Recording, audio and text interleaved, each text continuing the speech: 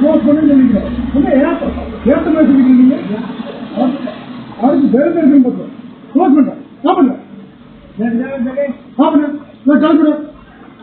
இது என்ன சவுனா? 11 மணிக்கு வச்சிருக்கு. 10 மணிக்கு நான் க்ளோஸ் பண்ண அன்னைக்கு சொல்லிட்டேன்.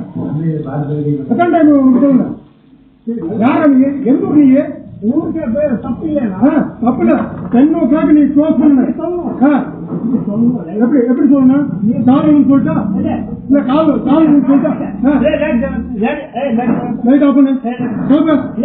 நீ என்னோட வேற என்ன ஒண்ணு ஏற்கனவே உங்களுக்கு சொல்லிக்கிறேன். ஏற்கனவே சொல்லிக்கிறேன். என்னடா பண்ண